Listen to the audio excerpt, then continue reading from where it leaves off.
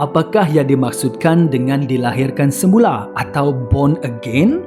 Untuk mengetahuinya, kita harus merujuk kepada Dia yang memberi istilah ini, iaitu Yesus Mesayah.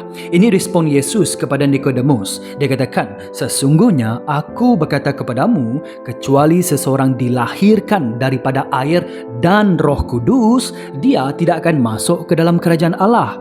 Yang dilahirkan manusia ialah manusia, dan yang dilahirkan roh ialah roh.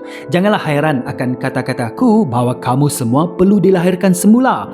Angin bertiup semahunya. Kita mendengar bunyinya, tetapi tidak tahu dari mana datangnya dan ke mana perginya. Demikianlah juga dengan orang yang dilahirkan oleh Roh Kudus." Ini firman Tuhan. Jadi menurut Yesus, dilahirkan semula bermaksud seseorang yang dilahirkan daripada air dan Roh Kudus. Tetapi apakah perbezaannya di antara orang yang dilahirkan daripada air dengan daripada Roh Kudus? Mari saja kita untuk melihat satu, iaitu daripada air. Sekurang-kurangnya ada 4 tafsiran. 2 yang saya rasakan apa yang Yesus cuba maksudkan. Yang pertama, ada yang mengatakan bahawa dilahirkan daripada air bermaksud dibaptiskan ataupun baptisan air untuk pengampunan dosa.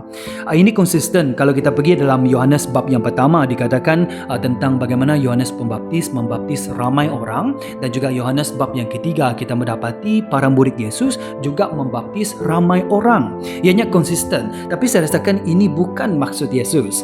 Yang kedua, ada juga yang mengatakan bahawa dilahirkan daripada air bermaksud dibersihkan melalui firman Allah. Dalam Efesus bab yang kelima dikatakan Kristus menyucikan dan membersihkan jemaah dengan air melalui firman. Ini memang firman Allah, tapi saya rasakan bukan ini yang Yesus maksudkan. Yang ketiga, saya rasakan ini lebih dekat lagi. Ada yang mengatakan ianya bermaksud direnjis dengan air suci seperti yang telah dinubuatkan oleh Nabi Ezekiel dalam bab yang ke-36, iaitu merujuk ataupun menggambarkan tentang perjanjian baru. Dikatakan tentang kamu akan kurenjis dengan air suci sehingga kamu menjadi suci. Kemudian Tuhan katakan, kemudian aku akan mengurniakan kepadamu hati yang baru dan menaruh roh yang baru dalam batinmu. Kemudian dia juga berkata, aku akan menaruh rohku dalam batinmu. Saya rasakan tafsiran ini mungkin lebih dekat dengan maksud Yesus kerana latar belakang pengetahuan dan juga kepercayaan Nikodemus ialah berdasarkan kitab-kitab perjanjian lama. Dan yang keempat, saya juga rasakan ini maksud juga, iaitu sangat-sangat mudah dilahirkan daripada air, sama maksud dengan dibaptiskan melalui Roh Kudus. Kalau kita lihat gambaran untuk Roh Kudus dalam Injil Yohanes ada 3. Pertama, burung merpati, kedua angin, dan yang ketiga ialah air. Dan ini konsisten dengan firman Yesus dalam Yohanes bab yang ke-7, di mana Yesus katakan, sesiapa yang dahaga datanglah kepadaku untuk minum. Sebagaimana tersurat dalam kitab suci, sesiapa yang percaya kepadaku, dalam hatinya akan terpancar mata air yang memberi hidup. Kemudian ini komentari, yang dimaksudkan oleh Yesus ialah Roh Kudus yang akan diterima kelak oleh orang yang percaya kepadanya.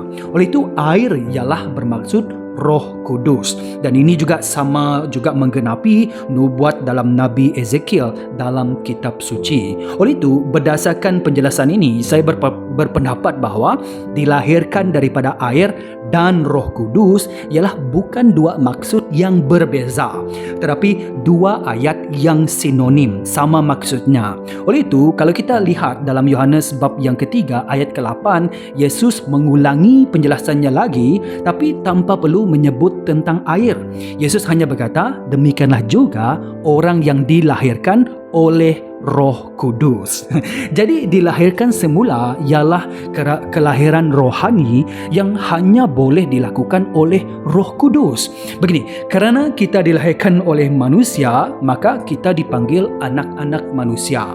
Tetapi apabila kita dilahirkan oleh Roh Kudus, kita akan dipanggil anak-anak Allah. Itulah yang dimaksudkan dengan dilahirkan semula.